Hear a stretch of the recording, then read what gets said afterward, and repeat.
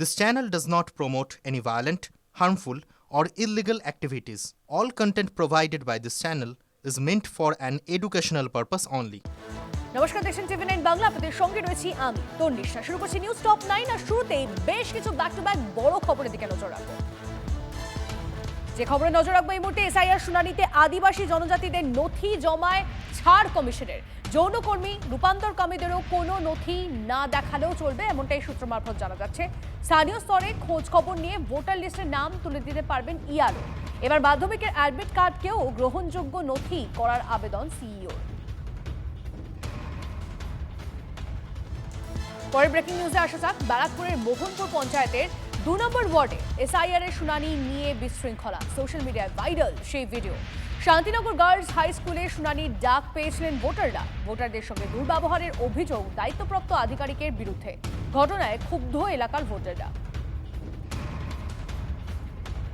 আমাদের মোহনপুর পঞ্চায়েতের 2 নম্বর ওয়ার্ডের একটি বৈধ ভোটার, তাকে হিয়ারিংয়ে ডাক করানো হয়েছে। সে তার বৈধ ডকুমেন্টস নিয়ে এবং তার ভাই কর্মসূত্রে রোমানিয়ায় থাকে, তারও হিয়ারিং ছিল। তার সব বৈধ লিগালি ডকুমেন্টস নিয়ে ওই ম্যাডামের কাছে, তার নাম সম্ভবত পিয়ালি, সারনেমটা ঠিক মনে পড়ছে না আমার, তার কাছে হিয়ারিংয়ের জন্য যায়। তাকে প্রশ্ন করা হয়, তোমার ভাই কোথায়? তো সে সঠিক উত্তর দিয়েছে কি রোমানিয়ায় রয়েছে, 1-2 তারিখের মধ্যেই আমার ভাই চলে আসবে। তা যদি পসিবল হয় নেক্সট কোনো একটা হিয়ারিংয়ের ডেট যদি করা হয়, সে সশরীরে উপস্থিত হতে পারবে এবং ডকুমেন্টস আপনার সামনে সাবমিট করতে পারবে। কিন্তু উনি ওনার টেম্পার হারিয়ে এমন একটি ওখানে বাতাবরণ তৈরি করে, বলে তোমার ভাই কি বাংলাদেশে থাকে? কাল মালদায় শুভেন্দু অধিকারীর সমাবেশ, তার আগে ফের বেলাগাম আব্দুর রহিম বক্সী। কড়া ভাষায় শুভেন্দুকে নিশানা। বিজেপি কর্মীদেরও হুঁশিয়ারি মালদা জেলা তৃণমূল সভাপতির। মালদা শহরের রথবাড়ি এলাকায় তৃণমূলের প্রতিষ্ঠা দিবস উপলক্ষে কড়া জনসভা থেকে হুঁশিয়ারি আব্দুর রহিম বক্সীর। আমার বাড়ি গ্রামে, আমি ছোটবেলায় দেখেছি আমার বাপ কাকারা মাঠে কাজ করতেন, বাড়িতে গরু থাকতো, ছাগল থাকতো। যেগুলো উচ্ছৃঙ্খল গরু থাকতো, সেগুলো উচ্ছৃঙ্খল গরু ছাগলকে গলায় একটা বড় ডান্ডা ঝুলিয়ে দেওয়া হতো। সেই ডান্ডা ঝুললে গরু আর ছুটতে পারতো না। মানুষ চিনে নিত যে এই গরুটা ফসল খায়। এই বিশৃঙ্খলকারী দলের যে নেতা কলকাতায় বসে আমাদের বিরুদ্ধাচারণ করে সাধারণ মানুষের, সেই সাধারণ মানুষ বন্ধু তোমাদের গলায় সেই রকমের ডঙ্কা ঝুলিয়ে দিবে, যাতে যে পাড়ায় যাবা তোমরা, সেই পাড়ায় তোমাদেরকে চিহ্নিতকরণ করে পাড়া ছাড়া করবে এলাকার মানুষ। আর একটা খবর এই মুহূর্তে, এসআইআর আবহে বারুইপুরে পাসপোর্ট রহস্য। বারুইপুরের খাস মল্লিকে বাড়ি থেকে প্রচুর পাসপোর্ট উদ্ধার। নদিয়া, বিহার, ওড়িশার বাসিন্দার নামে তৈরি পাসপোর্ট উদ্ধার। বারুইপুরের খাস মল্লিকে উদ্ধার প্রচুর পাসপোর্ট এবং এই ঘটনায় 2 জন গ্রেপ্তার। কেন একসঙ্গে এত পাসপোর্ট মজুদ, তদন্তে পুলিশ। মেয়েকে হারিয়ে আত্মহত্যার চেষ্টা তামান্নার মায়ের। হাসপাতাল থেকে ফিরেও ফের শারীরিক অবস্থার অবনতি। অসুস্থ সাবিনা ইয়াসমিনকে নিয়ে আসা হয়েছে কলকাতায়। গত জুনে দুষ্কৃতীদের ছোড়া বোমায় মেয়েকে হারিয়ে ন্যায় বিচারের দাবিতে লড়াই চালিয়ে যাচ্ছেন তিনি। পুলিশের ভূমিকায় ক্ষুব্ধ তামান্নার পরিবার। ওরা বারবার হুমকি দিয়ে যাইছে যে তামান্নার মাকে, তামান্নার বাবাকে ওদেরকে মারবো, আমরা গন্ডা দিয়ে মারবো। বুঝলেন তো, যে আমরা হয়তো গেলে আমাদেরকে চিনি ফেলতে হবে, আমরা আমাদের লোক দিয়ে ওদেরকে মারা করিব। সন্তান হারিয়েও লাগাতার হুমকি। অতিরিক্ত ঘুমের ওষুধ খেয়ে আত্মহত্যার চেষ্টা করেন তামান্নার মা। হাসপাতাল থেকে বাড়ি ফেরার পর আরও অসুস্থ হয়ে পড়েন। অবস্থা গুরুতর সাবিনা ইয়াসমিনের। শারীরিক অবস্থার অবনতির জন্য পুলিশের দিকে অভিযোগের আঙুল পরিবারের। অভিযোগ চিকিৎসকেরা ছাড়তে চাননি, জোর করে বাড়ি ফিরিয়েছিল পুলিশ। ওখানে বলিনি যে ছাড়ি করে দিয়ে, ওটা মানে পুলিশে বললো তো ছাড়ি করে দিলাও, এই ছাড়ি করে চিকিৎসক বলেনি ছেড়ে দিতে, পুলিশ বলে দিল না। হ্যাঁ, পুলিশে বললো ছাড়ি করে নাও, ভালো আছে। বুঝলেন তো, আমরা বুঝতে পারিনি, বাড়িতে এসেছি, বাড়িতে এসে আবার দেখছি অসুস্থ। পুলিশে আপনার মানে ভালো ট্রিটমেন্ট করতে দেয়নি, ডাক্তারে ছাড়তে দেয়নি, ছাড়ছিল না। তবুও জোর করে বলে পেশেন্ট ভালো আছে, ছাড় করে দেন, চলে যাবে। তবে এরা বুঝতে পারেনি, আমরা বুঝতে পারিনি যে এরা কিছু জন্য করছে পুলিশের। আমরা ভাবছি হ্যাঁ নিশ্চয়ই হয়তো ভালো আছে হতো।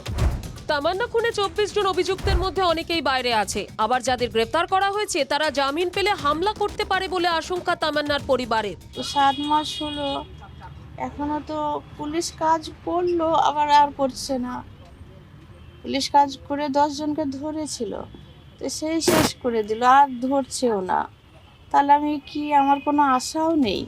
পুলিশ প্রশাসনকে তুলোধনা বিজেপি সিপিএম এর। নাবালিকা বাচ্চা যাকে কিনা শেষ করে দেওয়া হলো বিজয় মিছিলের বোম মেরে, তারপরেও তার মা যদি অবসাথে বা কোনো কারণে যদি এই দুর্ঘটনা ঘটিয়ে থাকেন, তারপরে তাকে জোর করে হাসপাতাল থেকে ছাড়িয়ে নেওয়ার মতন অমানবিক ব্যাপার যদি কোনো প্রশাসনের কেউ যদি করে থাকেন, তার থেকে খারাপ কিছু কি হতে পারে?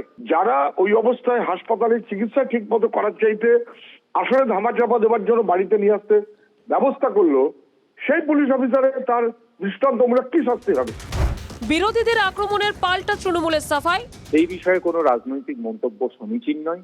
আমি ওনার দ্রুত সুস্থতার কামনা করি এবং সরকারের পক্ষ থেকে যদি কোথাও কোনো সাহায্যের প্রয়োজন হয়, নিশ্চিতভাবে রাজ্য সরকার প্রশাসন এগিয়ে আসবে বলেই আমি নিশ্চিত। এবং ব্যক্তিগত স্তরে, দলগত স্তরেও যদি কোথাও মনে হয়, আমরা সর্বদাই এই পরিবারের পাশে আছি। একটি সন্তান হারানো যন্ত্রণা যে কোনো মায়ের জীবনকে ভেঙে দেয়। বিচার চেয়ে তামান্নার মাও ভাঙছেন প্রতিদিন। সারা রাজ্যের কাছে অনুরোধ জানাবো, আমার মেয়ের বিচারটা করে দেন। আমি এতটুকু ছাড়া আমার আর কিচ্ছু চাই না। আমি শুধু আমার মেয়ের খুনিদের বিচার চাই। মেয়ের নির্মম মৃত্যুর ন্যায় বিচারের অপেক্ষায় দিন কাটছে শোকাহত পরিবারের। ক্যামেরায় অর্ঘ্যের সঙ্গে সুমন মহাপাত্র ও মহাদেব কুণ্ডুর রিপোর্ট, TV9 বাংলা। রাস্তা তুমি কার? আপনি বলবেন কেন? সাধারণ মানুষের। ঠিক উত্তর। কিন্তু বলুন তো, রাস্তা তৈরির কৃতিত্ব কার? এই প্রশ্নেই যত ধুন্ধুমার পূর্ব বর্ধমানের গলসি 2 নম্বর ব্লকে। অভিযোগ, প্রধানমন্ত্রী গ্রাম সড়ক যোজনার বোর্ডের উপর পথশ্রীর ব্যানার ঝুলিয়ে দিয়েছে তৃণমূল। প্রতিবাদে বিক্ষোভ দেখিয়ে কাজই বন্ধ করিয়ে দিয়েছে বিজেপি। বিষয়টি খতিয়ে দেখার আশ্বাস দিয়েছেন পূর্ব বর্ধমান জেলা পরিষদের সভাধিপতি।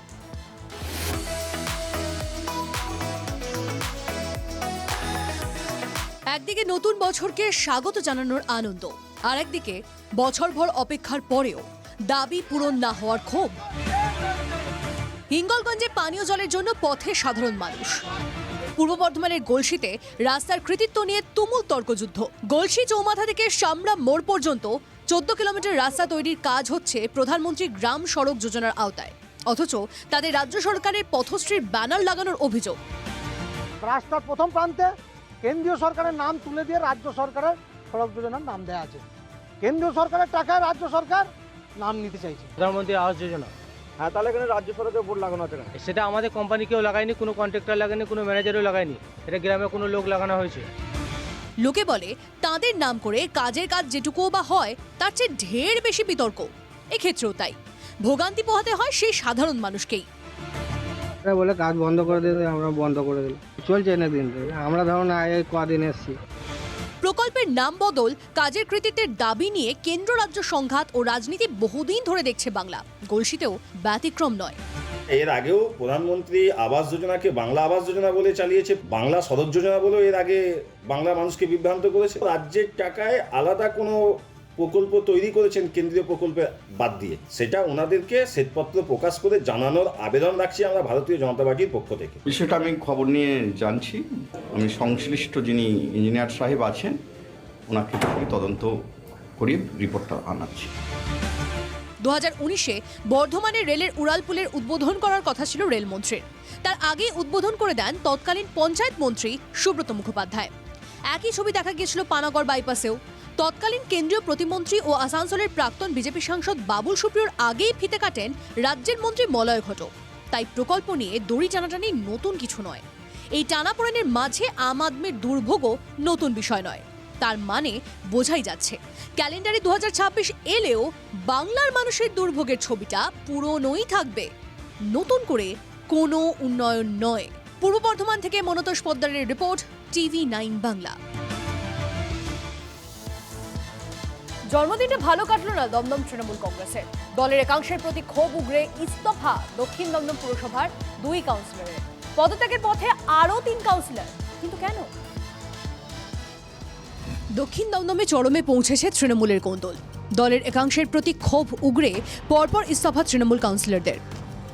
পুরসভার চেয়ারম্যানকে পদত্যাগের চিঠি পাঠালেন দেবাশিস বন্দ্যোপাধ্যায় ও গোপা পাণ্ডে। এই দুজনেই শিক্ষামন্ত্রী ব্রাত্য বসুর ঘনিষ্ঠ বলে পরিচিত। এরা ইস্তফার কারণ কেউ দেখিয়েছেন অসুস্থতার কারণ, কেউ আবার কারণ দেখিয়েছেন ব্যক্তিগত। 2022-এর পুরো ভোটে দেবাশিস বন্দ্যোপাধ্যায় অবশ্য নির্দল হিসেবে জিতেছিলেন। দমদম, রাজারহাট, গোপালপুর এবং বিধাননগর এই 3টি বিধানসভার কিছু অংশ নিয়ে দক্ষিণ দমদম পুরসভা। দমদম বিধানসভা এলাকার কাউন্সিলরদের একাংশের অভিযোগ, পুরসভার বোর্ড মিটিংয়ে সমস্যার কথা বলতে গেলেও তা শোনা হয় না। অন্যদিকে যুব তৃণমূল নেতা দেবরাজ চক্রবর্তীর ঘনিষ্ঠ হলেন দক্ষিণ দমদম পুরসভার চেয়ারম্যান। পদত্যাগী কাউন্সিলরের দাবি, দমদম বিধানসভা এলাকার কাউন্সিলরদের বঞ্চিত করা হয়েছে। আর আমাদের দমদম আমার ওয়ার্ড 1934 ভোটে জিতেছে, আর দমদম বিধানসভা প্রায় 9000। বিধাননগর 12000 ভোটে হেরে ভাইস চেয়ারম্যান, সিআইসি সব ওরা। রাজারহাট 74 ভোটে জিতে রাজারহাট চেয়ারম্যান পেয়েছে। আর ব্রাত্য বসুরা এত ভোটে জিতিয়ে আমাদের দিয়েছে পিডব্লিউডি, কিন্তু পিডব্লিউডি দপ্তর থাকবে না।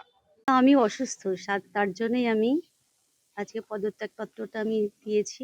না, উনি ওনার সম্পূর্ণ রাজনৈতিক দৃষ্টিভঙ্গি, উনি যা যা উপলব্ধি করেছেন কাজ করতে গিয়ে, যা কিছু বাধা, সেগুলো উনি ওনার জায়গা থেকে দিয়েছেন। পদত্যাগের পথে তৃণমূলের আরও 3 কাউন্সিলর। তাদের কেউ ব্রাত্য বসু ঘনিষ্ঠ, কেউ আবার সাংসদ সৌগত রায় ঘনিষ্ঠ। আমাদের বেশ কিছু বক্তব্য দীর্ঘদিন ধরে আমরা দলের কাছে জানাচ্ছি, কিন্তু কোনোভাবেই আমরা কোনো সুবিচার বা সুরাহা পাচ্ছি না। তো আমরা আগামী দিনে আমরা প্রত্যেকেই সেই পথেই যাব, হাঁটবো, এটা মোটামুটি আমরা বদ্ধপরিকর। হয়তো সামগ্রিক ডেভেলপমেন্ট নিয়ে হয়তো কথাবার্তা চেয়ারম্যান বা আমাদের এলাকার রাস্তাঘাট উন্নয়ন নিয়ে হয়তো কোথাও উপেক্ষিত এই বিষয় হতে পারে। চেয়ারম্যানকে দাবি জানিয়েছে আমার এলাকার রাস্তাঘাট উন্নয়ন হচ্ছে না, অনেক জায়গায় জলের লাইন গন্ডগোল আছে, আলো জ্বলছে না, এইসব বিষয়ে কথা। আমরা দলের একনিষ্ঠ কর্মী, দলের ভালো মন্দ ঘরের আলোচনা বাইরে করা যায় না।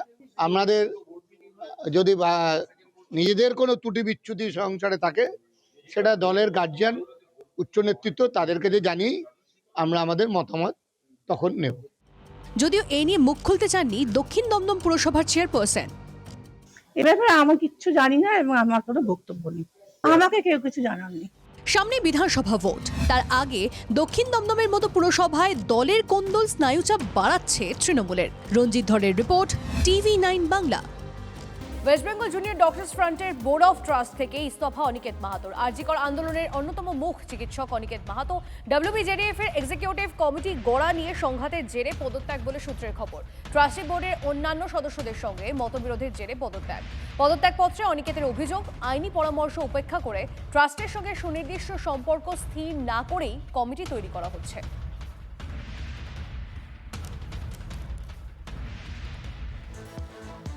লাদাখের উঁচু উপত্যকায় ভারতীয় সেনাবাহিনীর নতুন বাহন, প্রায় 250 কেজি থেকে 300 কেজি পর্যন্ত পণ্য বহনে সক্ষম এই 2 কুঁজওয়ালা উট।